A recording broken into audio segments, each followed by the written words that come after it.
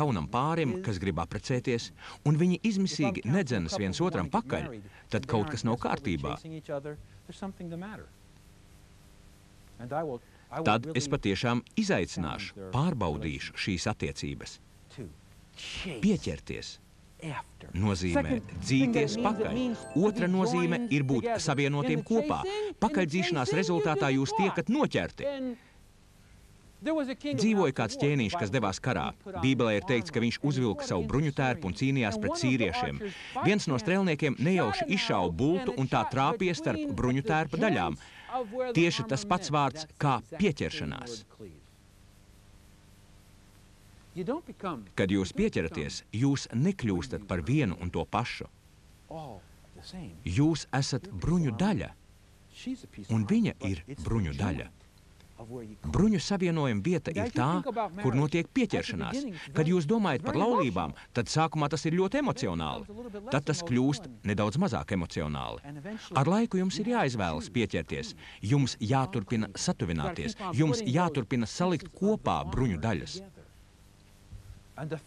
Trešā šī vārda nozīme ebreju valodā ir koncepcija, kas nozīmē turēties kopā, skriet un dzīties pakaļ, savienoties, palikt kopā. Šādā situācijā Bībelē tiek runāts par divu metāla gabalu sametināšanu vai salodēšanu kopā vienā vienotā. Kādu reizi strādāja ar iekārtu un tā salūza. Mēs nevarējām nopirkt citu. Mēs aiznesām divas šīs iekārtas daļas pie metinātāja. Viņš paņēma tās un sametināja kopā. Es teicu tam cilvēkam, liekas, ka šī metinājuma šuve nav pārāk stipra vai pārāk liela. Viņš pasmējās un teica, šuve nekad nepārplīsīs. Tur, kur divas daļas ir savienotas, ir stiprāka nekā jebkura cita. Tā nekad nesaplīsīs metinājuma vietā. Satuvināšanās, pieķeršanās, tur, kur divi sanāk kopā atkal un atkal, viņi ar laiku kļūst stiprāki nekā katrs atsevišķi. Kas attur mūs no palikšanas kopā? Kas mums ir jādara? Kā cilvēks, kurš grib pieķerties otram, iemācās to darīt? Es jums došu 7 principus. Pirmais.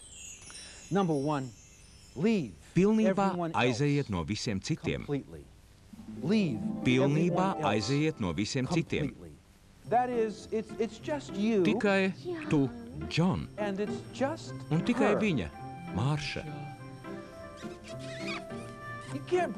Tu nevari atvest savus vecākus sev līdzi. Džonī, Mērsi, jo tad, kad jūs mēģināsiet satuvoties, tas neizdosies. Ar laiku starp jums nostāsies citas lietas.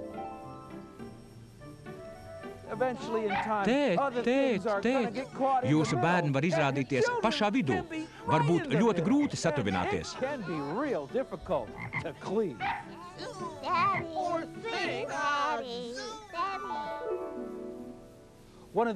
Viena no lietām, ko esmu redzējis tik daudz reižu, ir tas, ka cilvēki cenšas satuvināties savā starpā un tajā pat laikā cenšas uzturēt attiecības ar bijušo draugu vai bijušo draudzeni. Viņi cenšas būt draugi. Tas ir beidzies. Jums ir viņi jāatstāj, lai jūs varētu satuvoties. Otrais princips. Palieciet seksuāli nevainīgi, šķīsti. Palieciet seksuāli nevainīgi. Viens no pieķeršanās visintensīvākajiem veidiem ir seksuālas attiecības. Dievs ir pavēlējis, lai seksuālas attiecības būtu tikai laulībā, jo tad, kad tas notiek, tas bezgalīgi saista kopā divus cilvēkus.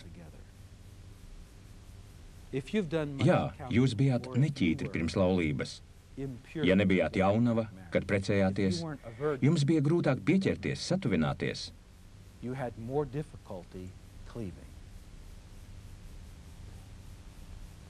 Ja jūs bijāt amorāli vairākas reizes un centāties sasaistīties kopā, pieķerties, tad daudz reižu neizdodas pielipt.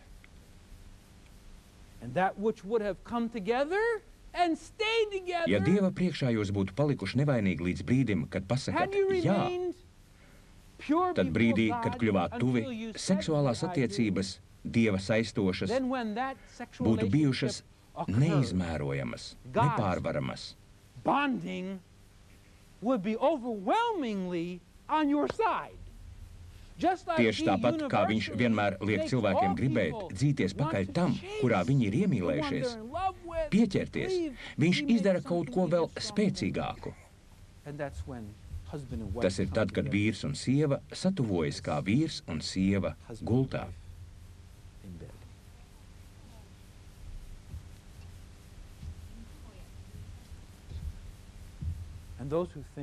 Tie, kuri domā, ka tik ilgi, kamēr viņa sieva vai viņas vīrs nezina, viņi var nākt šeit un būt seksuāli aktīvi ar citiem cilvēkiem, maldās.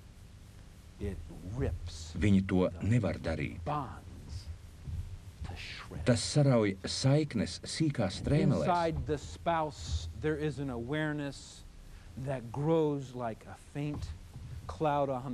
Vīrā vai sievā ir apzināšanās, kas pieaug līdzīgi blāvam mākonim debesīs, līdz itin visur ir pērkons.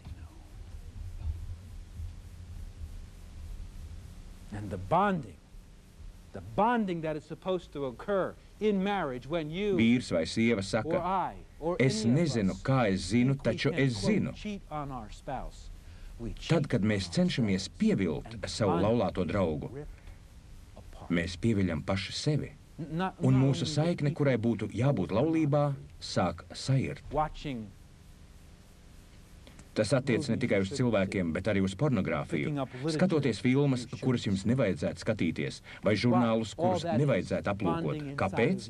Tas viss veido saiknes jūsu prātā. Tas izjauks jūsu attiecības.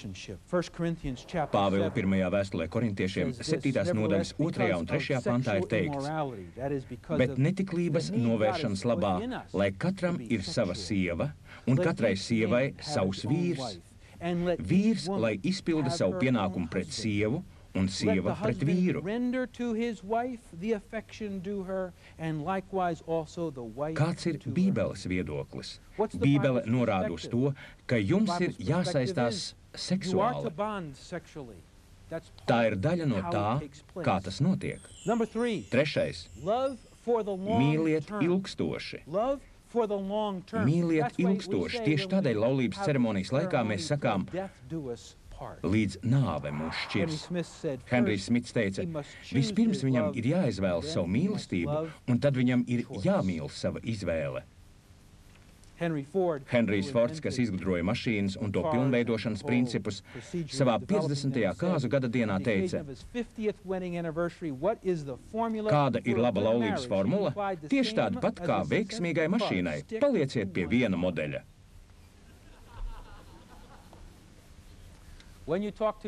Kad jūs šodien runājat ar jauniešiem, kas taisās precēties, un jautājiet viņiem par viņu kopīgo dzīvi, tad gadījumā, ja jūs runājat ar viņiem atsevišķi, viņi teiks,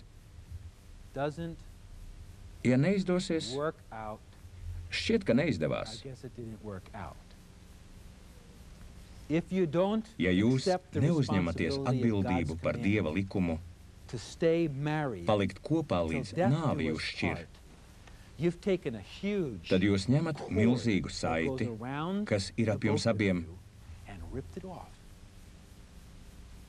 Neatkarīgi no tā, kas notiks, es uzņemos saistības pret tevi, līdz nāve mūs šķirs.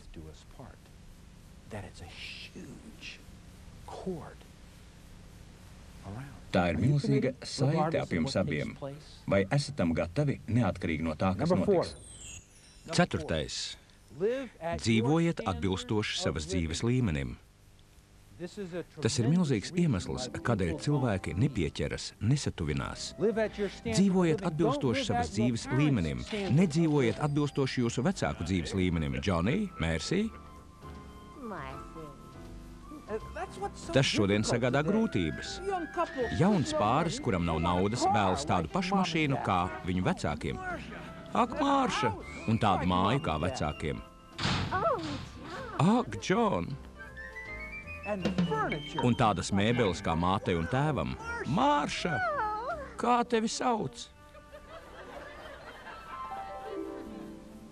And if you have Ja those jums ir standards, šādi